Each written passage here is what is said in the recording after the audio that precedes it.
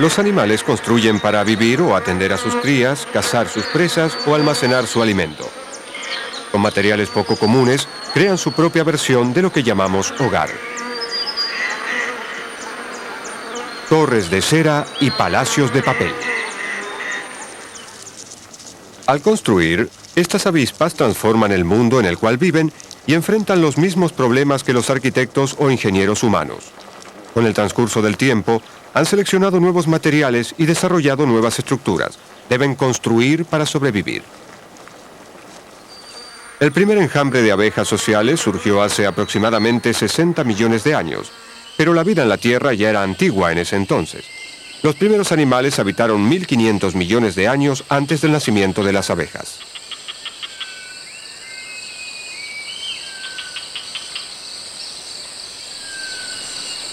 La cuna de la vida fue el agua, un medio favorable para las primeras formas que emergieron. Apuntalaba su peso, protegiéndolos de la atmósfera hostil de la superficie.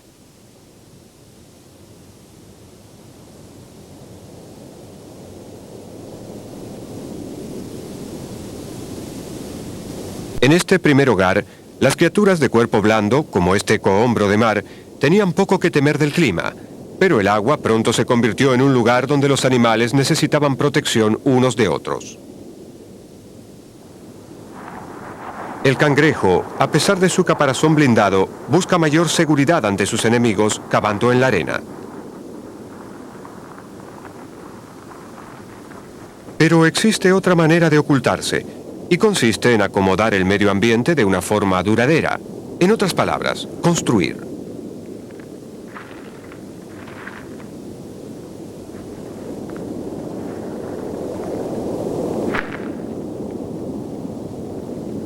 Las esquilas de agua son eximias constructoras. Los refugios que excavan son albergues permanentes que necesitan mantenimiento constante para mantenerse libres de los escombros que circulan a la deriva. Alterar el mundo que las rodea cuesta tiempo y energía, pero los ahorran en seguridad. Para la esquila de agua, bien vale la pena el esfuerzo. Incluso los animales más pequeños hallan seguridad al construir. Esta diminuta ameba tiene 1/10 de milímetro de largo y construye una minúscula funda de partículas de arena a su alrededor. Una cápsula protectora en las profundidades del espacio interior. Sorprendentemente, construir no es algo nuevo. Tal vez sea algo tan antiguo como las primeras criaturas unicelulares similares a la ameba. Esta simple célula no posee un sistema nervioso, solo brazos gelatinosos, pero puede reunir la cantidad necesaria de partículas de arena de un tamaño ideal y adherirlas para formar una funda protectora.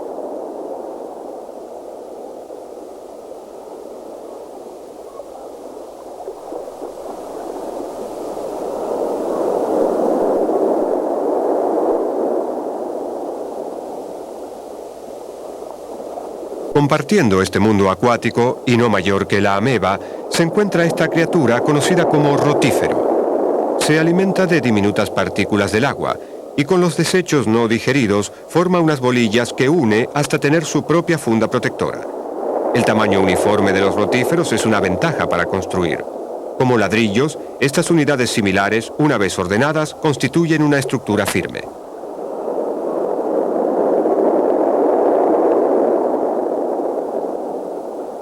El pequeño rotífero puede permanecer dentro del tubo, asomando solo sus 2 filtros con forma de rueda.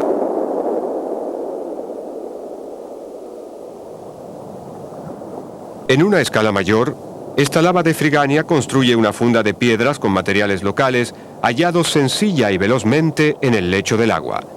La piedra es examinada, y si resulta aceptable, es adherida al frente del tubo con seda secretada a través de la boca. Las fundas de piedra pueden ser muy pesadas. Transportar semejante armadura, como un caballero medieval, tiene sus desventajas. Pero solo abandonará su casa de piedra si sus enemigos inventan el equivalente de la pólvora. Las partículas de arena vienen en todos los tamaños y medidas. Pero la Frigania selecciona el tipo necesario y lo ubica con mucha precisión. El resultado es un mosaico de piedra unido con seda.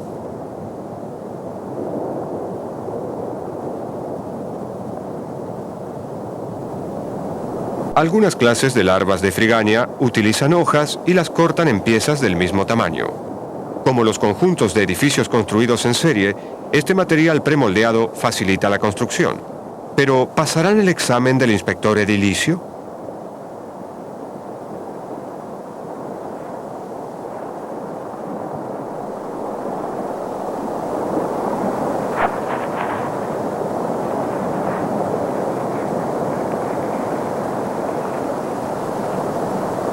El objetivo de la larva de libélula debe estar a su alcance. Tiene que atrapar la cabeza de la Frigania antes de que se repliegue a la seguridad de su funda sólida. Las mandíbulas son incapaces de triturar la piedra.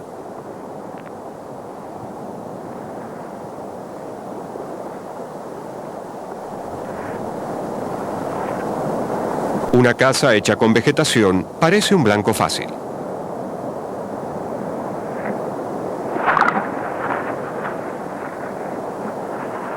Los fragmentos de planta son flexibles y la larva de mosca típula intenta deslizar su boca en la entrada para tomar su comida. Pero aún bajo esta difícil situación, la Frigania es capaz de sobrevivir si logra replegarse lo suficiente dentro de la funda.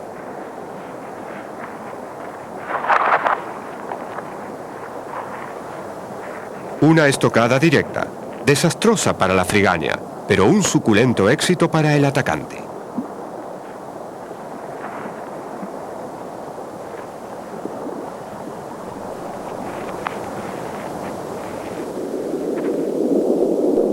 Las criaturas ágiles, como el pez espinoso, pueden usar su velocidad y agilidad para evadir a los depredadores, pero reservan un repertorio de defensas para proteger a sus vulnerables crías. El macho construye un nido, también con materiales locales, algas marinas, en este caso, unidas por un filamento viscoso secretado por los riñones del pez, un producto de desecho utilizado como material de construcción barato.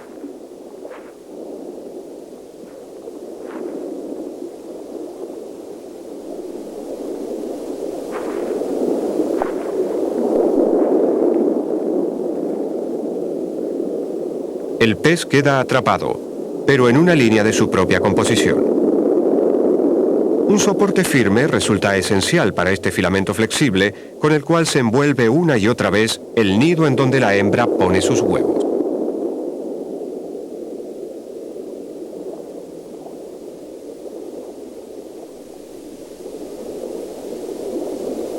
A salvo de esta canasta, los huevos son afectuosamente abanicados por el macho para mantener su suministro de oxígeno.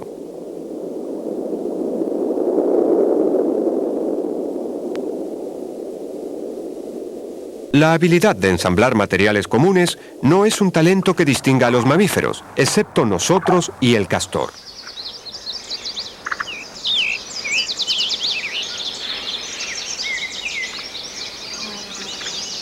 El castor construye dos estructuras notables, una madriguera en donde vive y una presa para crear un lago artificial. El lago es usado para almacenar ramas. La nutritiva corteza será su alimento en el invierno. En estas latitudes del norte, el problema de sobrevivir a los fríos inviernos ha obligado a los castores a controlar sus alrededores y crear estos estanques por medio de presas.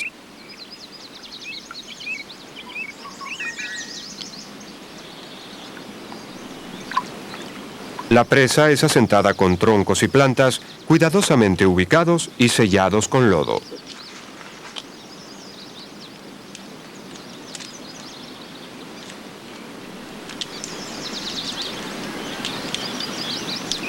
El castor utiliza el sonido de la corriente como guía para colocar el material de la presa. Las ramas son usadas donde la brecha es grande y el sonido es el de un torrente. El lodo y los materiales delicados se colocan en respuesta a un mero goteo.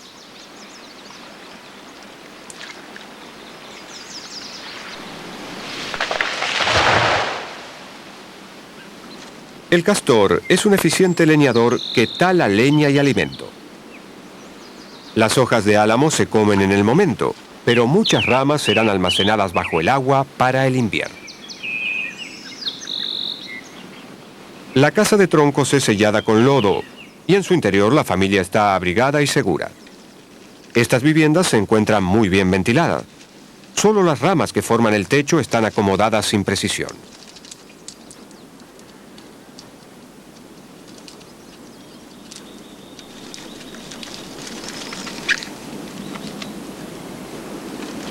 La única forma de ingresar a la madriguera es a través del túnel subacuático, un acceso que permanece libre de hielo todo el invierno. Sus habilidades y estilo de vida hacen que los castores sean roedores poco comunes. La mayoría de los demás roedores viven en la tierra todo el tiempo, tanto en el suelo como en madrigueras excavadas muy cerca de la superficie. En primavera, en los bosques de Gran Bretaña, los ratones de campo merodean por la maleza en busca de comida y materiales para su madriguera que transportan a su hogar subterráneo. El refugio del ratón de campo suele ser un túnel cavado alrededor de la base de un árbol pequeño. Desde este túnel principal, cava 2 o más túneles laterales hacia arriba y abajo, llegando a la superficie.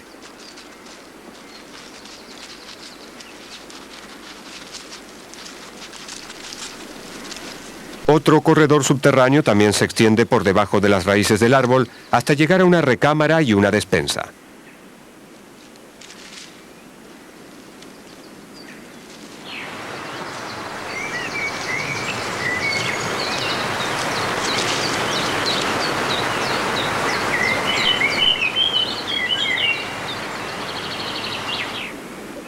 Las hojas que transportan proporcionan un fantástico aislamiento. Apiladas forman un refugio cálido, un hogar subterráneo que constituye especialmente su dormitorio.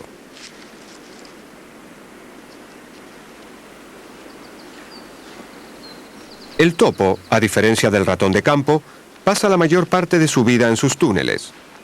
Casi ciego, pero con poderosos hombros y garras con forma de pala, está perfectamente diseñado para excavar y resulta muy torpe para la vida en la superficie. El topo cava distintas clases de refugio.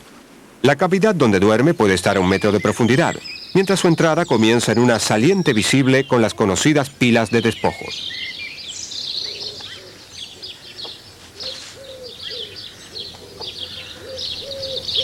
El túnel es un hogar y además un lugar donde cazar lombrices e insectos.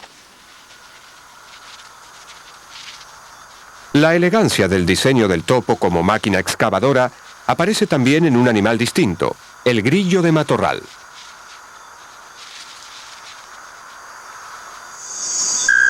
Es un insecto y otro experto en excavaciones.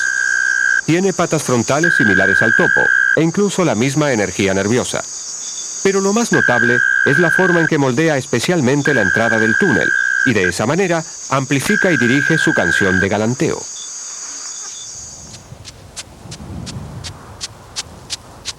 La similitud entre el grillo y el topo sugiere que quizás exista una única manera de diseñar un excavador, pero la vida no es tan metódica ni tan tediosa.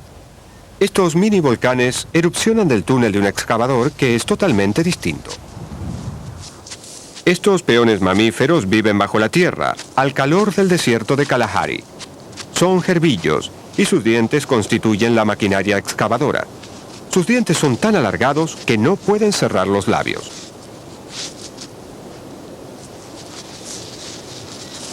Los gerbillos son muy sociables. Nunca excavan solos.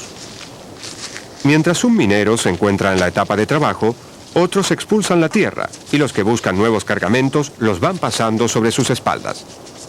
Es una cinta transportadora de gerbillos. Pueden llegar a cavar 2 o 3 kilómetros de túneles en busca de suculentos tubérculos, su alimento principal.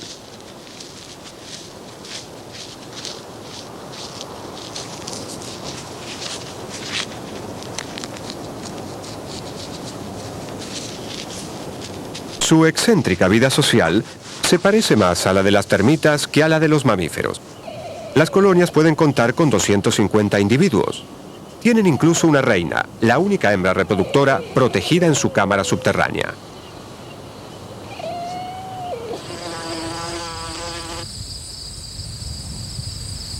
Otra excavadora es la avispa. Puede cavar en la arena compacta del desierto con sus patas frontales como también con sus mandíbulas.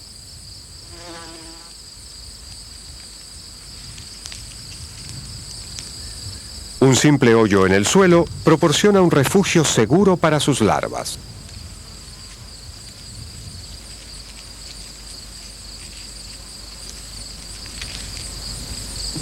Una vez que el refugio está listo, la avispa excavadora busca orugas.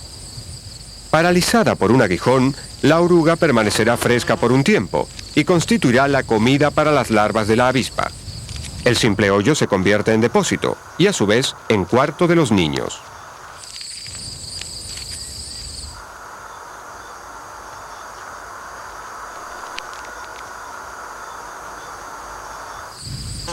Una vez aprovisionado, sellará el agujero.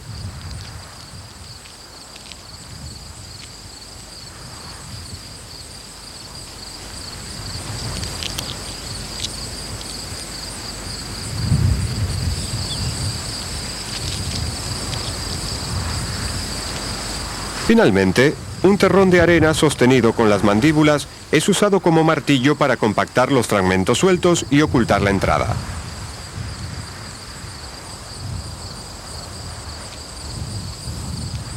Ir bajo la tierra es una manera segura de albergar y criar a las nidadas, pero existen otras soluciones para ese problema. Las aves son versátiles constructoras cuando se trata de mantener la seguridad y la comodidad de huevos y polluelos. Muchas aves grandes, como estos cisnes sudamericanos de cuello negro, construyen un nido con solo una pila de plumas y pedazos de plantas que aíslan a las nidadas del frío suelo.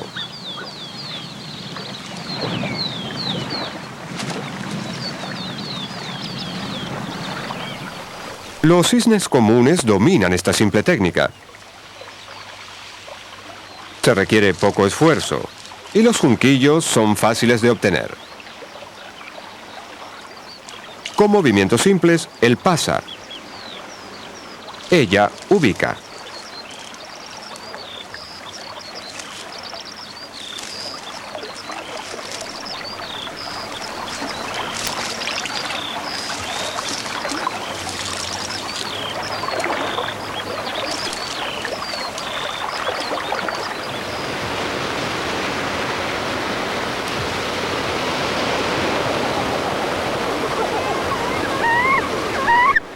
En los lagos de las alturas de los Andes, en Sudamérica, las fochas utilizan este sencillo método de recoger y ubicar para crear grandes plataformas donde anidar. El trabajo lleva tiempo y demanda más esfuerzo, porque la vegetación debe buscarse a mucha distancia. Pero vale la pena, porque las islas artificiales mantendrán a las nidadas a salvo de los depredadores de la costa.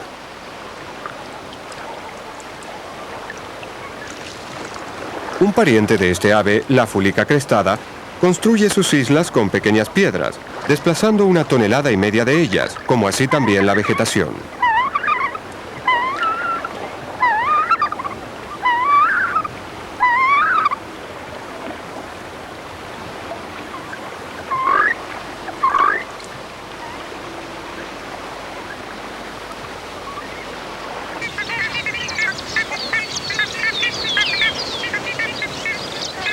El ibis de cuello amarillo es otra ave que simplemente apila el material del nido.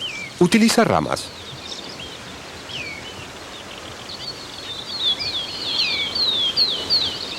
Es así como generalmente nos gusta construir, sobre el suelo y apoyados en cimientos firmes. Pero, ¿por qué la pila no se cae? No hay pegamento ni ataduras que la sostengan. Los grajos enfrentan la misma dificultad. Sus nidos deberían derrumbarse, pero eso no sucede, y la razón es que cada rama está ubicada con mucho cuidado. El grajo no se limita a tirar una rama encima de otra. Por el contrario, parece trabajar muy duro para que todo salga bien.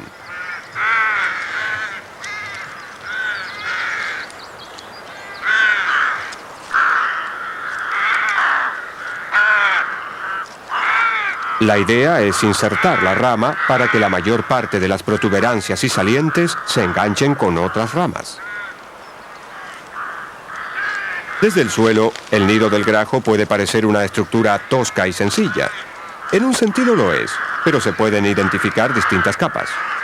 Su base contiene las ramas más anchas, y en la cara interna los grajos usan ramas de abedul y sauce más elásticas cuando están disponibles.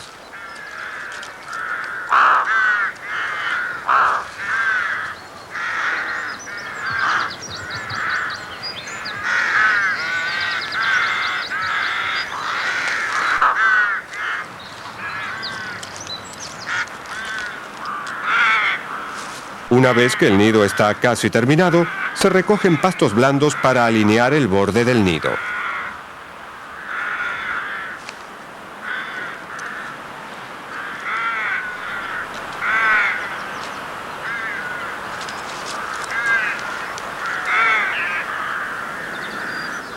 Para las aves más pequeñas, incapaces de levantar tales pesos, la técnica de apilado en la construcción es poco frecuente. El nido del pájaro avión no posee un piso de apoyo, lo cual presenta diferentes problemas de ingeniería. Ellos construyen con lodo. En el nido, el lodo es aplicado con rápidos movimientos del pico. De esta manera, desaparecen las burbujas de aire y la nueva carga se une al nido.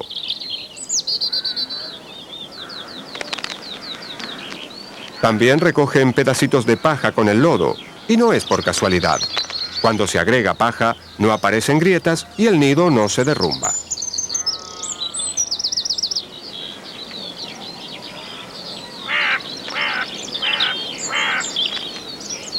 También agregan con la lengua saliva al lodo. Esto posiblemente le da una consistencia adicional. En estas cuevas del sudeste asiático, algunas aves utilizan la saliva de una manera extraordinaria.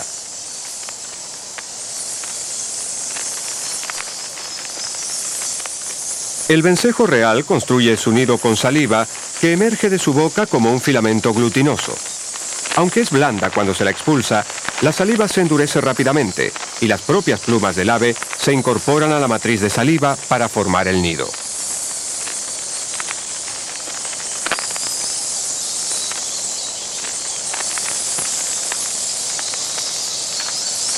Sorprendentemente, en la misma cueva, otra clase de vencejo construye su nido únicamente con filamentos de saliva.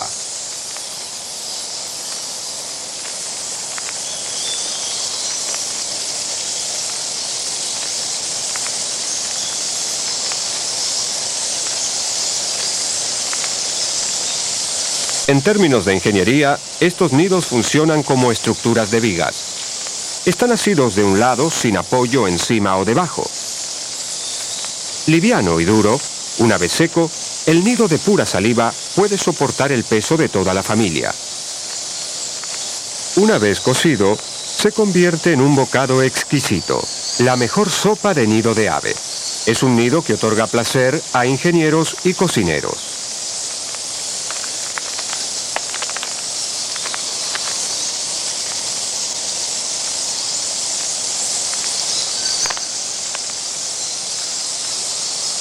Las hebras de saliva tienen una gran fortaleza de tensión.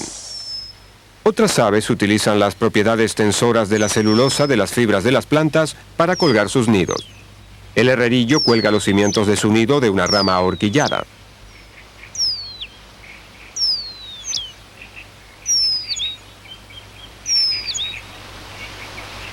El material es un hilado realizado a partir de los filamentos de las semillas.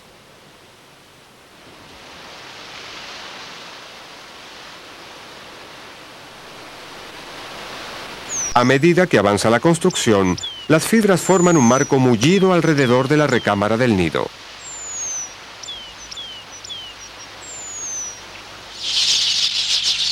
Los pájaros tejedores de África son los constructores más geniales del mundo de las aves. El tejedor gendarme cuelga su nido de una rama pelada. Para tejer, la cabeza empuja y levanta el pico como una aguja a través de la tela del nido. Una buena aguja es esencial para todo tejedor de cestería.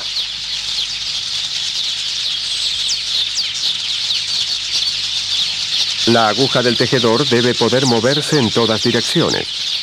El pájaro puede lograrlo con su ágil cuello. Otro requisito para el éxito es la habilidad para dar puntadas en la misma hebra. Una visión precisa es todo lo que se necesita en este caso, y el pájaro la tiene. En realidad, muchas clases de aves poseen todo el equipamiento para ser excelentes tejedores, y llama la atención que relativamente pocos se dediquen a esta artesanía. Una hoja verde y fresca es dúctil, ideal para tejer. Su fortaleza está en la fibra de celulosa, y una vez seca, forma un nido firme, capaz de soportar una tensión considerable.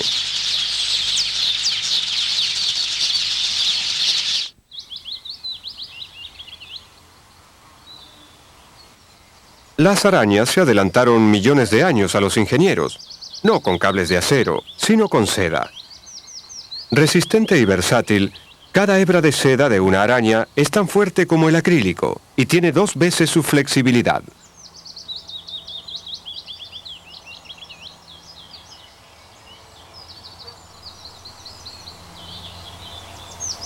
Los principales cables de apoyo de la tela deben ser asegurados con firmeza a las ramas y a las hojas.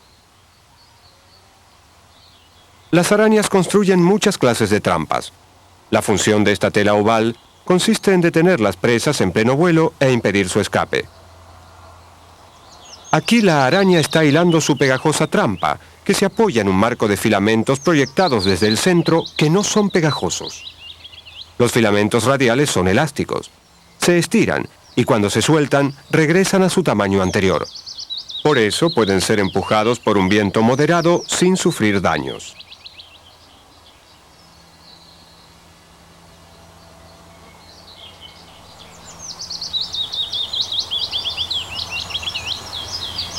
El filamento de captura está decorado con cadenas de gotitas pegajosas.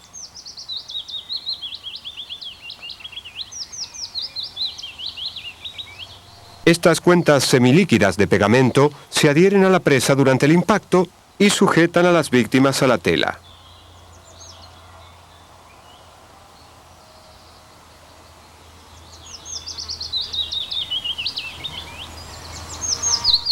Estas telas son sofisticadas trampas.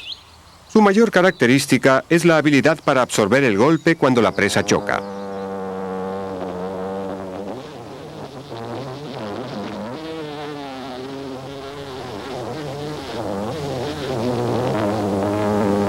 Pero a veces, objetos voladores gigantes golpean contra el sedoso andamiaje hasta un punto de quiebre.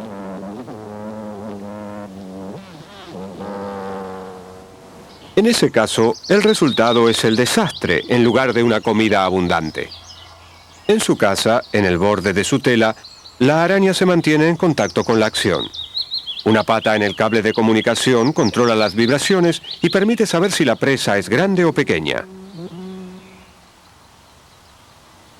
Una mosca es rápidamente atrapada en una mortaja de seda y se le inyecta el veneno.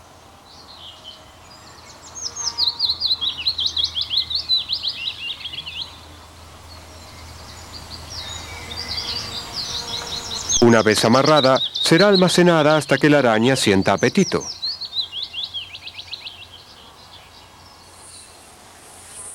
Las telas de captura y las arañas vienen en todos los tamaños y formas. La araña hilandera se cuelga de un simple conjunto de hebras y sostiene su pequeña tela delicadamente en los rincones, lista para dejarla caer sobre el tránsito de insectos que pasa por abajo.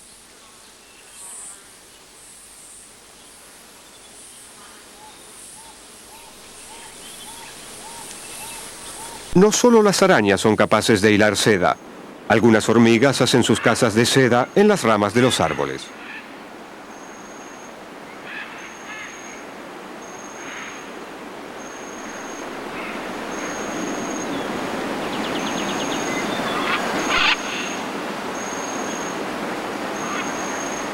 La seda se utiliza generalmente para unir las hojas y formar una bolsa.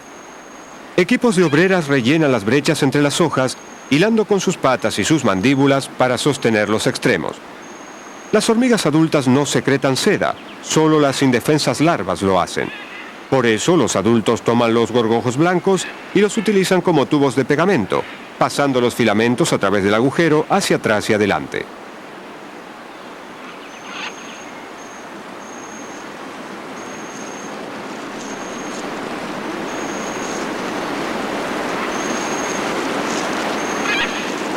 La seda es aprovechada de diferentes maneras. Hasta las orugas hallan usos alternativos. Junto a un montículo de este bosque malayo, una diminuta funda recubre las crisálidas de una mariposa nocturna. Este es un capullo construido por una oruga con material de su propia fabricación. Las cerdas arrancadas de su cuerpo han sido cuidadosamente acomodadas y engomadas con seda. Hasta ahora nadie ha visto hacerlo.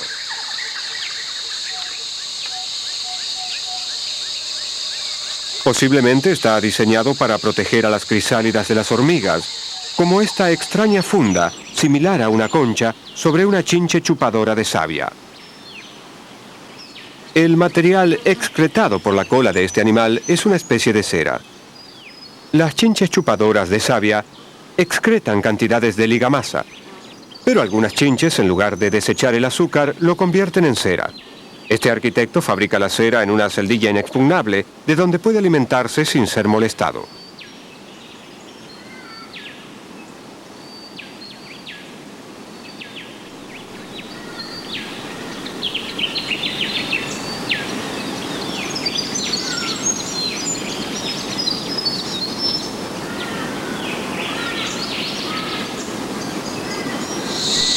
Una sustancia básica para la construcción como la cera y la tecnología de su utilización han sido un factor esencial que permitió a las abejas sociales desarrollar una de las estructuras más enigmáticas de la naturaleza.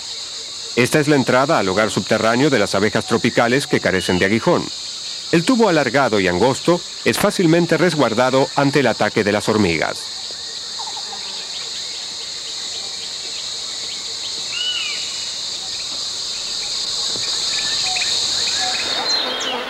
El espacio aéreo que rodea las elaboradas entradas del refugio es patrullado constantemente durante el día.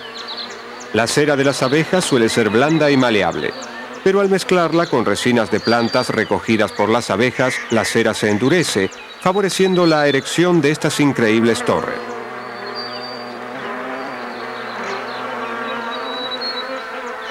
Las sustancias mezcladas con la cera son extraídas de una variedad de fuentes, incluyendo la superficie de las hojas.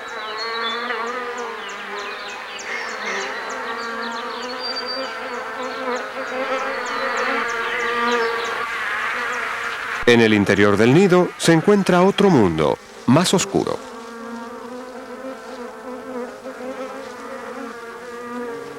No es el panal que conocemos. En estas casas, las celdillas y los potes para el almacenamiento de la comida son glóbulos de cera unidos uno con el otro por medio de postes.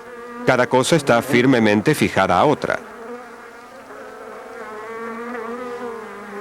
Los distintos colores pueden reflejar la edad o la cantidad de resinas de plantas mezcladas con la cera.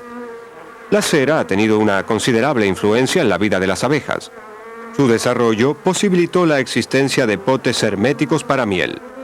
Eso permitió a las grandes poblaciones alimentarse de comida almacenada durante los tiempos de escasez.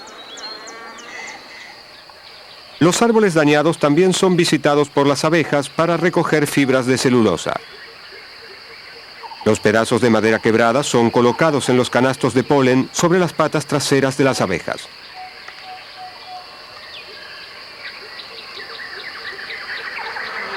El tamaño y el color de la entrada al panal es característico de cada tipo de abeja sin aguijón.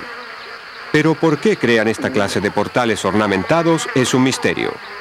Quizás así mejoran la circulación del aire hacia el interior del hogar y a la vez facilitan la defensa contra el ataque de animales pequeños.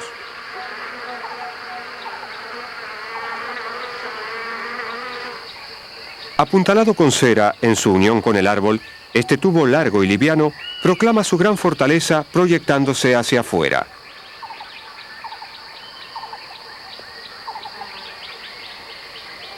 Además de la cera, otros materiales de construcción han influenciado en la vida social de los insectos.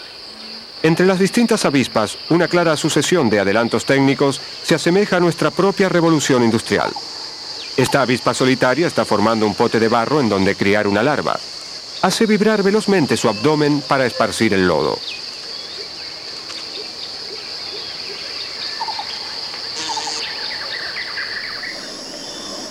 La avispa alfarera esparce el lodo con sus mandíbulas, asistida por una vibración zumbona en todo el cuerpo. Como cuando se moja la arena en la playa, esto ayuda a ablandar el lodo mientras se lo esparce, quitando las grietas y las burbujas.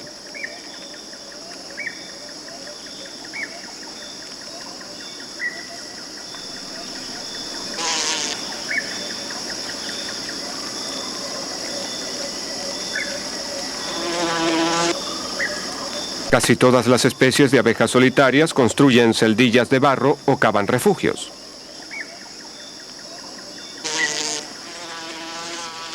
Pero aquí hay un adelanto. Esta avispa es social.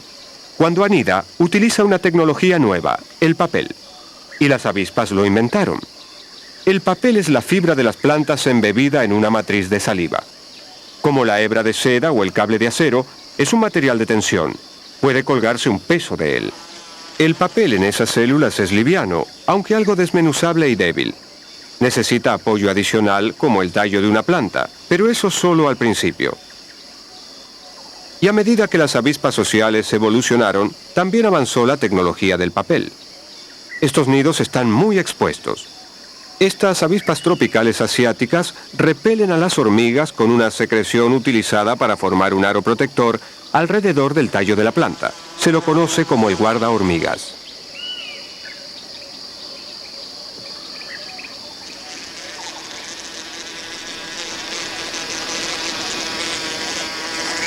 La avispa cuida meticulosamente la protección. Regularmente aplican secreciones frescas y pueden construir una espiral firme.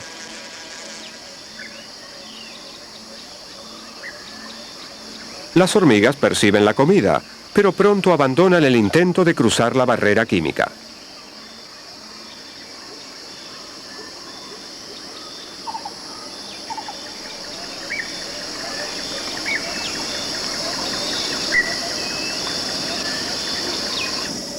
Otra clase de avispas aplica el guarda hormigas directamente desde el abdomen.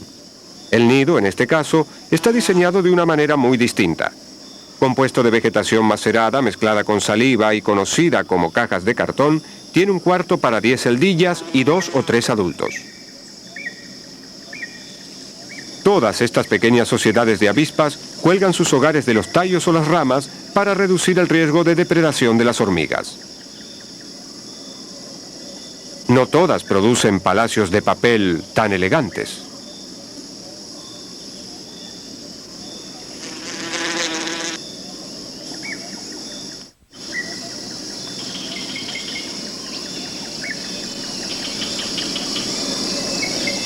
Las cuevas ofrecen un refugio natural ante el viento y la lluvia, y muchas avispas lo aprovechan.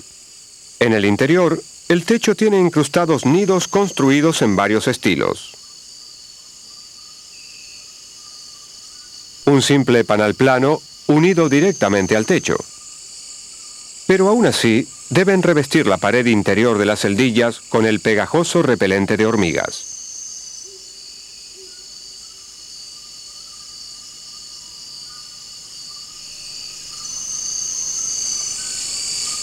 Varias avispas sentadas en el panal constituyen una protección adicional para los huevos y las larvas, que aún estando en la cueva, siguen muy expuestas en estas celdillas abiertas.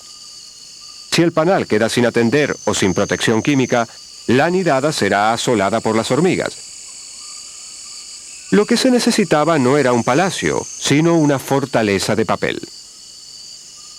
Al envolver a la nidada en fundas de cartón, se la protege y se la mantiene fuera del alcance de las hormigas. La única forma de entrar a esa colonia es con un surtidor a medida. También existen otros nidos de papel compactos en esta extensa ciudad de avispas. Un diseño más de estos insectos sorprendentemente creativos. Pero son moradas pequeñas y frágiles. La cantidad de avispas por colonia es baja. No hay más de 10 aproximadamente en cada nido, que es todo lo que el débil papel puede sostener.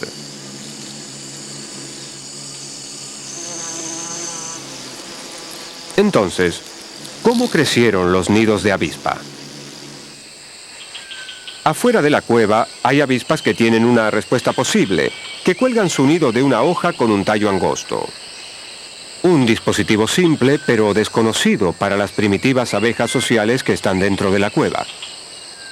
Su invención dio a las nidadas de estas avispas del papel una mayor protección ante las hormigas, incapaces de trepar al nido. Los nuevos nidos se fueron tornando más grandes y pesados, y eso solo fue posible debido a que el papel utilizado era mucho mejor y más fuerte.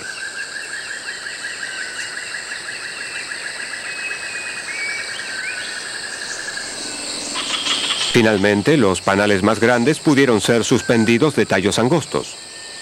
El firme y liviano papel demostraría ser el material indicado para construir estructuras mayores que albergaran grupos numerosos de avispas sociales.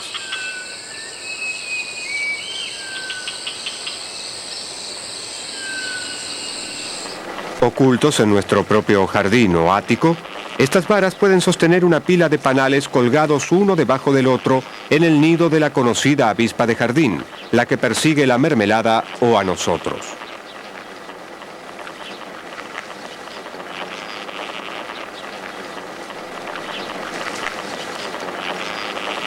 Su papel es fortalecido con fibras de madera arrancadas de los postes y otras piezas de madera no deteriorada. Las hormigas no son aquí una gran amenaza, pero la numerosa nidada debe ser protegida de los cálidos veranos de Gran Bretaña. Por eso es envuelta en capas de papel aislante.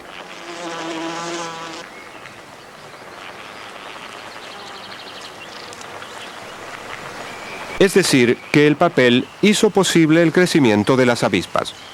Pero hasta sus multitudinarias ciudadelas se ven empequeñecidas por las colonias de las termitas.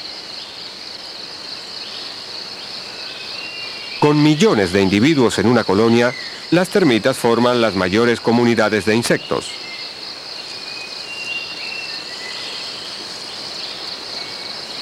Fuera de sus nidos, el rastro de las termitas queda expuesto y son fácilmente atacadas.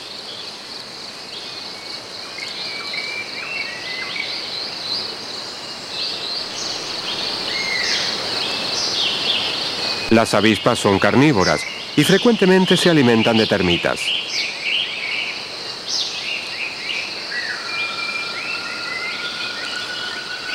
Pero aunque devoren 1 millón, otro millón toma su lugar y estos ejércitos invencibles marchan hacia y desde los hogares más notables del reino animal.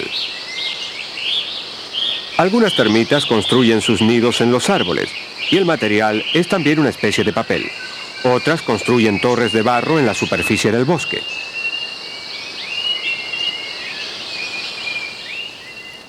En el interior, el montículo rebosa de vida, una fábrica fortificada para la producción de termitas.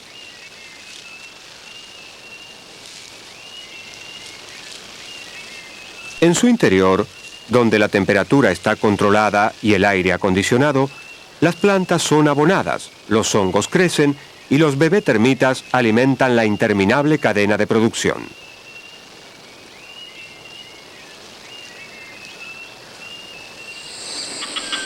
Los castillos de las termitas se extienden a través del bosque y sobre los troncos de los árboles. A través de pasillos cubiertos, las termitas fluyen sin estorbos en su búsqueda de comida, donde millones pasan desapercibidas. El más leve daño revela el intenso tránsito de termitas. De inmediato se piden reparaciones, y entre la multitud aparecen las obreras para sellar la brecha, y los soldados patrullan la abertura.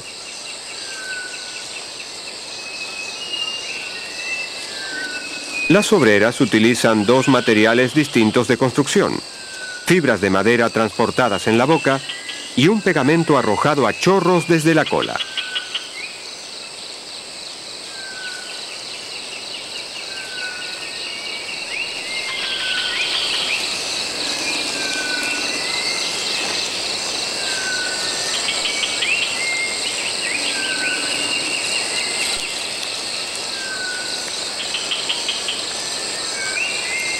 La pegajosa deposición se endurecerá. Las fibras de madera la convierten en un cemento reforzado.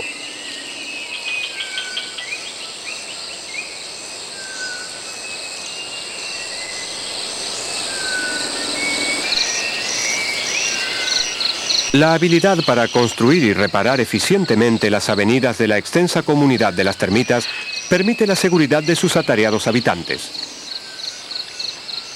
A lo largo de la superficie de la Tierra se hallan diseminados los hogares de los animales, defensas contra el calor, la sequía, los aguaceros, el hambre y el saqueo.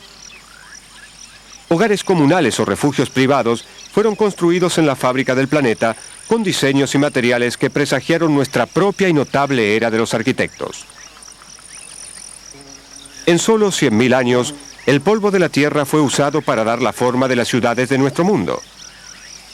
Y quién sabe cuál será la forma de lo que vendrá.